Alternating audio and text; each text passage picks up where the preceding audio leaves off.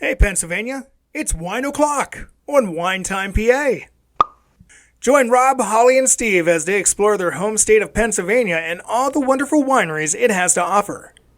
Each month, they take a journey tasting the wines of PA. If you're able, pour a glass of your favorite wine and join us now for Wine Time.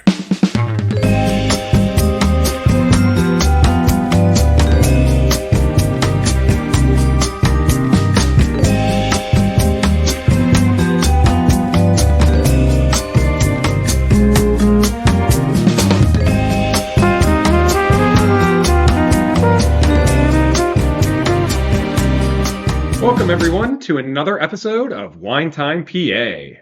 I'm one of your hosts, Steve, and I'm here with my lovely wife, Holly. Hi, everybody. And our good friend, Rob. Hello.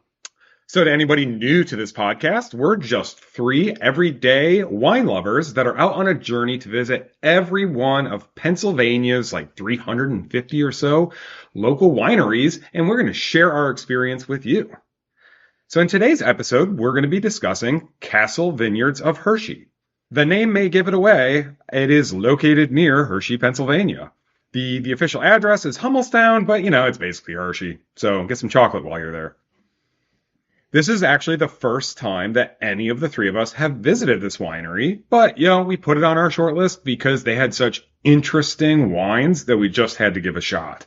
Mm-hmm. We visited in November of 2025, so any of our information today is going to be from that time frame. And you don't need a reservation to visit. They're open Thursdays through Sundays, but definitely check their website or their social media just to confirm their hours. And it should also be noted that they shut down in the winter, so during January and February, they aren't open. And we do recognize that you are listening to this when it was first released in February, so make sure you go there in March.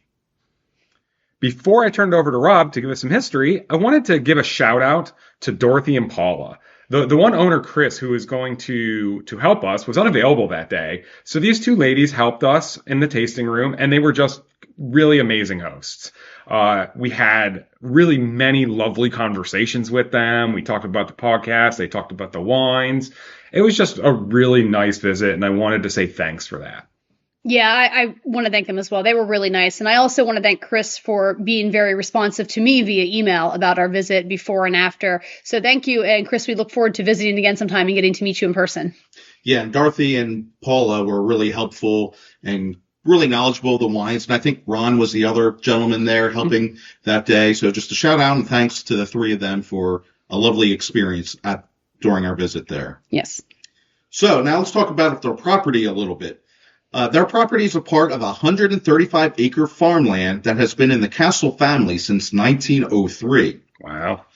Current owners, brothers Chris and Craig, are fifth-generation owners of the property with their spouses. The vineyard part of the property was established in 2008, and they were licensed to sell in 2009. 5 acres of the land is for the vineyards, and some of the grape varietals they grow are the Chambourcin, Cabernet Franc, Chardonnay, Vidal Blanc, Traminette, Landau Noir, and Concord. And the rest of the grapes they get for their wines, they do source from across the state, and they do try to keep it 100% Pennsylvania grown and produced, which I know the three of us absolutely love that idea. Yep. Yeah, Pennsylvania represent. PA strong. So the rest of the acres on the property is part of their farm, and they utilize that property. They also do make hard cider. They produce their own honey on the farm, and they also have all kinds of animals. They have some breeds of poultry and rabbits, which have won titles at the Pennsylvania Farm Show. They have some animals that you may see roaming freely when you visit, such as guineas and peacocks, though they weren't out the day we were there. Yeah, that's a shame. I would have loved to have seen a peacock running around. Yeah, that would have been cool. You kept looking for it. You saw it on the website. He's like, where's the peacock? But what you will notice when you pull in are the horses. The property is also home to Cassel Brookside Stables, owned and managed by Cleon Cassel and his wife, Dottie. Their website mentions it's a racehorse facility, which we thought was really pretty cool. Yeah, impressive. On their website, you can actually go back and read some blogs that they have from their first 6 years of winery, and we encourage you to check it out if you want to learn a little bit more. We will just say that it's apparent that this is a long-standing family property and that a lot of love and care goes into it. Yeah, I would agree with that. And I think you can kind of feel that sense of love and care they have for the place and the property as soon as you arrive on the grounds. It's a good sized property, but you feel very welcomed right away. Like nothing about this place feels pretentious. It feels very warm and welcoming. The building that the winery's in, it's a brown, sort of tannish metal building, but it fits into this kind of farm setting they have going on there very, very well. When you do walk into the tasting room itself, you'll notice it's a little small, but don't worry, there are lots of seating options on the property. Since we were there when it was colder, we didn't get a chance to sit in some of the really nice outdoor options that they had, which was a little bit bummer, but I want to go back with them sometimes. We did, though, get to enjoy a really nice sort of enclosed porch area. It was a good size. It had like this really nice stone floor. There were heaters to keep you warm, and they had like this patio furniture that you could sit on with like really nice comfortable cushions. And it was just a really nice setting when we were doing our tasting. I liked that it was kind of like this combination of being outdoors, but still being indoors in the warmth of a colder day. Yeah, warmth was good. Yes. Plus, you got some really nice views of the vineyard and the horses. Can't miss those views as well. And I also want to comment, they had some really nice chill music playing. It was a Sunday afternoon we visited, and I actually put in my notes that it was the perfect Sunday afternoon music to have for a tasting. I think Rob and I even talked about it when we were there. It was like they were playing like crooner music, like Frank Sinatra and Michael Bublé and stuff. Yeah, it was like, this is just really relaxed. Yeah, it was just like the perfect setting to sip wine, look at horses, and listen to music. That's funny. I didn't even notice that. So in terms of the tastings, you can do custom flights and pick up to 5 wines from their whole selection. And when we visited, we had 25 wines to taste from. There was a front and a back to the sheet, and somewhere on the front, which are your more traditional, like 7 white wines, 3 rosés, one of which we couldn't try because they were out of, 1 rosé bubbly, and 7 reds. And then on the back, they had some of their reserves and their ports and their fruit wines. So the reserved wines are really their estate wines, meaning that they were produced from grapes grown at that property. And of those, there were 2 whites and 3 reds. There were 3 ports, which are all estate wines also. And they had 1 fruit wine, but it wasn't available that day either. So we didn't get an opportunity to try it. The cost of the bottles runs from $17 to $30, and the estate wines are the ones that run a little bit closer to that $30 price point. So it's overall very reasonably priced bottles. Yeah, and I wanted to comment, I really liked with the tasting when they gave us our flights, there was this little QR code that you could scan on your phone, and it took you to their website where it listed the wines and like a description of the wines and stuff, and I really appreciated that. Yeah, and that, to be clear, there was a tasting sheet where you could just read the wines. It was just more information if you wanted. So it's not like one of those restaurants where they force their menu online. Yeah. So if you're not into wine, they do also have cider that we mentioned they make on property. They had 4 options, and they were kind enough to give us some of that apple pie cider to try that day. And let me tell you, it tasted like apple pie. It was pretty tasty. Yeah, it was. They do also offer wine slushies in the summer if you're a fan, and I know the 3 of us are fans of the wine slushies. Yeah, would have loved an opportunity to try one of those, but yeah, not in November. Yeah, they only have them available in the summertime. That's right. Season. I prefer them on a hot summer day anyway. Exactly. Yeah. They also do offer some beer, and they make sure that the beer does come from Pennsylvania as well, so they're keeping all stuff within Pennsylvania as best as they can. Love it. They also have some local products available. They had this amazing white cheddar cheese that they said came from this lady who makes it locally, and boy, that was really good cheese. Oh my God, that was such good cheese. I don't know what she put in it, but that was seriously good. You and I really put a hammer on that. We were diving into that hard. Yeah, we did not leave any bit behind. Yeah, it was really good. We'll have to, if we can remember the name, we'll post it on social media, but it was really good. And I think we just got like a basic cheddar. Yeah. And usually like you can't go wrong with cheddar, but usually cheddar doesn't like wow me. It's just like the staple. You know what I mean? Like it's not bad. It's not good. This one impressed me. You know what I mean? It was really tasty. It was really good. But yeah, so the cheese and the crackers was the only food we got when we visited, but you are allowed to bring your own food if you want when you visit. And to note, during the warmer months, from basically like May through like early September, it appears they usually have a local food truck on site serving items. So that could be an option too. If you're curious if they'll have a food truck or who it'll be, I recommend you go to their website and go to their events page. They usually have a list out there. And while you're out there, you can also browse their other events. I noticed during those nicer weather months, they have a lot of events to partake in. Like they had music a couple nights a week. They had open mic nights, trivia nights, book clubs. Like there was a plethora of stuff to do. And I thought that was really cool. So I definitely think too that we need to go back when it's nicer sometime and maybe sit outside and take advantage of the music and the food trucks and check it out. And get some more cheese. And get some more cheese. Yeah, agreed on all accounts. So it's time for us to move into the fun part where we discuss the wines themselves. So this is where we as a group make 2 selections that we recommend, and these are wines that we think anybody can enjoy. So it's not just that there are favorites, but we think if you were to just go there and give this a shot, even if it's not your favorite, you're going to enjoy this wine. And then we're going to give 2 of our other individual favorite picks from this trip. So, as a reminder, these are just our personal preferences based on our palates. We are not given any compensation for our recommendations. However, in full transparency, we did get 2 flights complimentary during our visit because of the podcast, and we want to be very open about that and grateful to the owners. We never do ask for anything free, but we're always appreciative of it. So we just want to remind everybody, when it comes to the wine, drink what you love. So Rob, why don't you get us started with our first group pick? All right. Our first group pick is named as Winner's Circle White. This was a dry white blend of the Treminette, Vidal, and Chardonnay. And this had a little bit of all the things that I love about a dry white. It had that floral aroma and taste from the Treminette. Also some of that citrusy notes in there, even some honey in there, which probably came from, I'm guessing, maybe the Vidal or the Chardonnay. It was just a really good white blend. And if you're a white drinker, we think this will be a good white wine to try.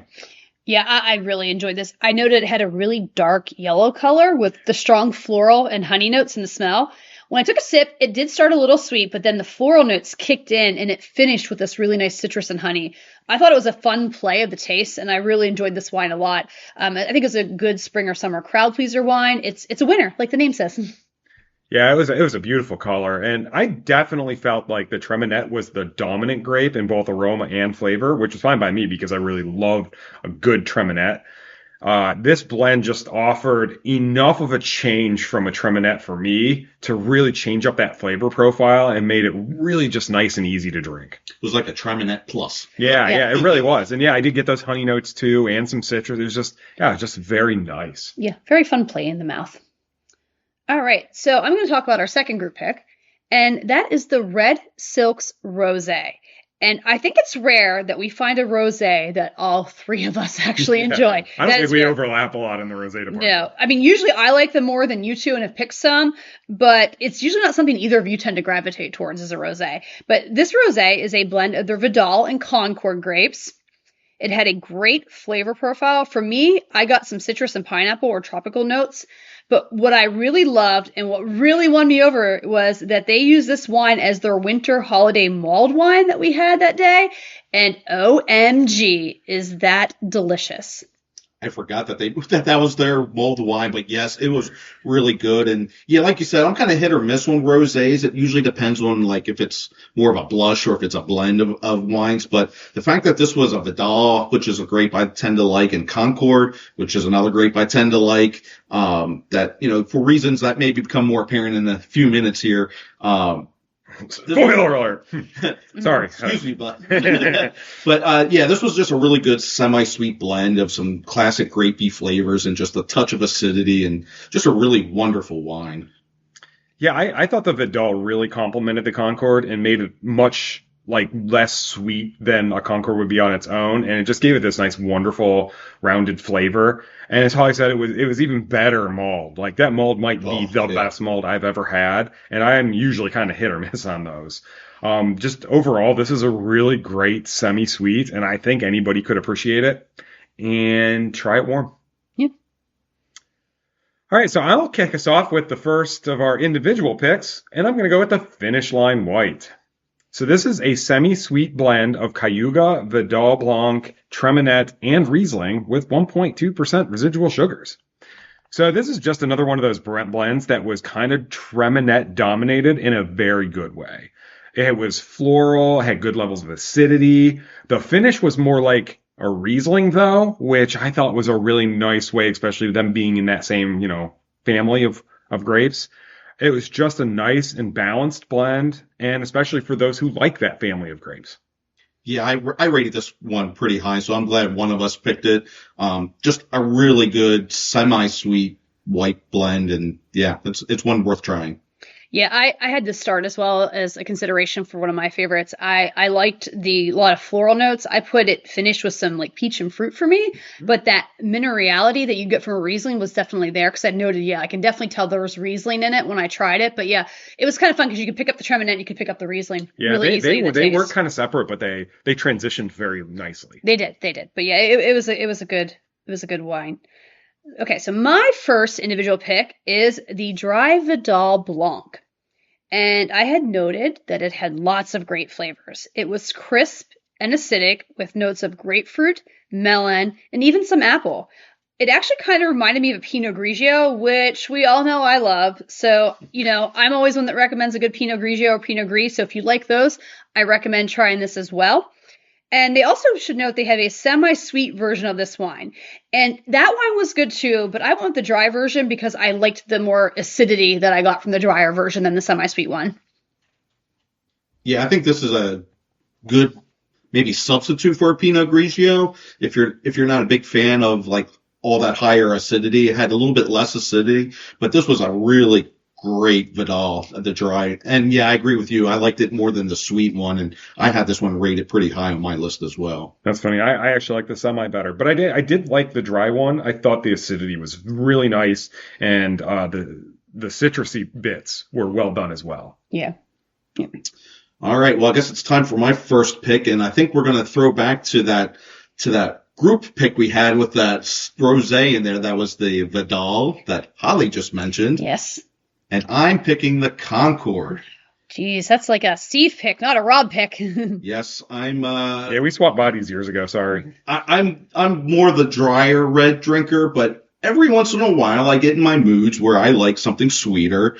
And one of my kind of go-to sweeter wines tends to be the Concord. Well, maybe that and the Fredonia when I find them. But this Concord was just, I thought it was really spectacular, especially since it's an estate grape, which I also thought was interesting that I didn't realize Concord grapes can grow in that part of the state. I thought it was more up in just the Erie area. Yeah, I mean, I know you can grow just about anything anywhere, but to grow a quality one, I was a little thrown off by that too. So good on them. But yes, this was your typical Concord grape, had that grapey, jelly jam type of taste that you come to recognize, but it wasn't sugary sweet. So if you like sweet wines or just want to try something sweeter, I definitely recommend the Concord. I don't think you'll be disappointed. No, I agree. I thought this was like a really great representation of a Concord. Yeah, I had it in my notes. It tasted like grape jelly, which you kind of mentioned, the jelly jam. I feel like a lot of times with Concord, I try it and I'm like, oh, it's alcoholic grape juice. That's what it makes me think of. But this one, I immediately went to the jelly or jam, but in a good way. Like it was kind of a really nice reminiscent of that jelly jam flavors that I picked up in it. All right, so I think we're ready for our second picks of our personal preferences, and I am going to go first and mention that I am picking the Diamond Royal Port.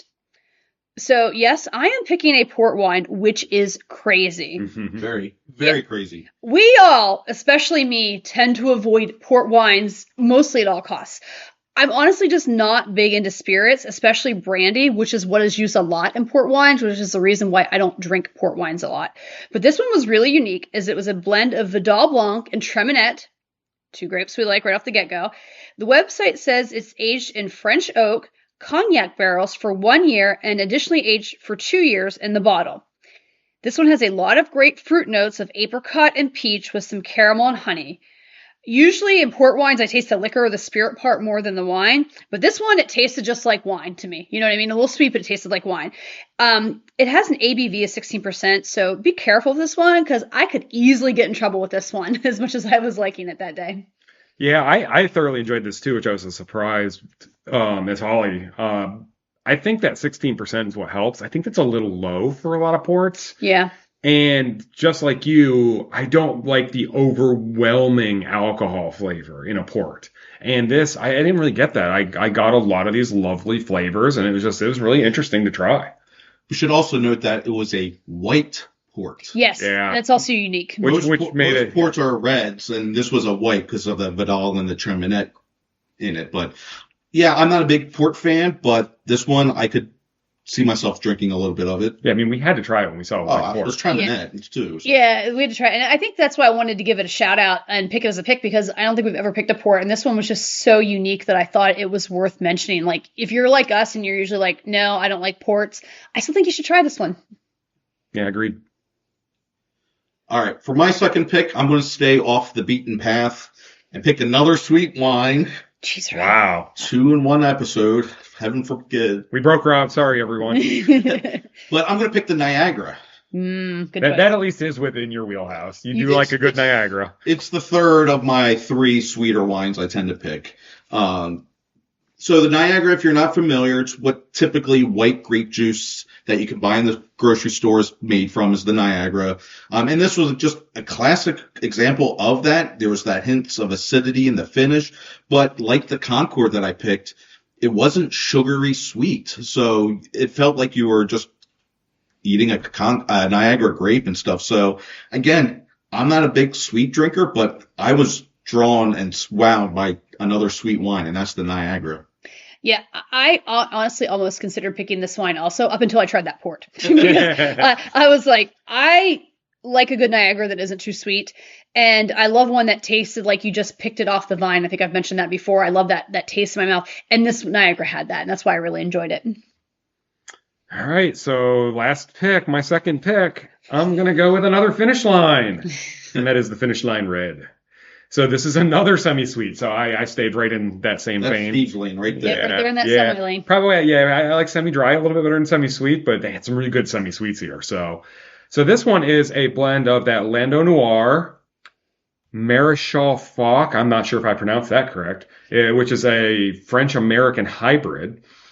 So this one's interesting because it has a lot of raspberry flavor. And sometimes when I see that, I shy away. Sometimes too much raspberry can really wreck a wine, in my opinion. But this one was just not that. The blending was spot on. The fruitiness was perfect. The raspberry tasted like raspberry. It wasn't like syrup or extract or anything like that. It just a really great blend. This one was not overly sweet either. It was at 1.6% residual sugar. So yeah, a touch more, but still not overly ridiculous. It's just very easy to drink. And the fruitiness of this was the real appeal to me in this wine. It just, the wine and the fruit really work together. Yeah, I had noted that there was, I think, a little bit of oak in that too. That I think balanced out the fruit a little bit, which kind of I think helped with that sweetness from the fruit and brought it down some. Yeah, I did not know that. Yeah. So how about we go on to some honorable mentions? Anybody have any? Sure. I'm going to mention another port. I know Rob's gone sweet. I'm picking ports. It's the world is upside down today, people. That's why I stayed stable with my 2 cents. Thank you. Steve is our rock. Steve is our rock.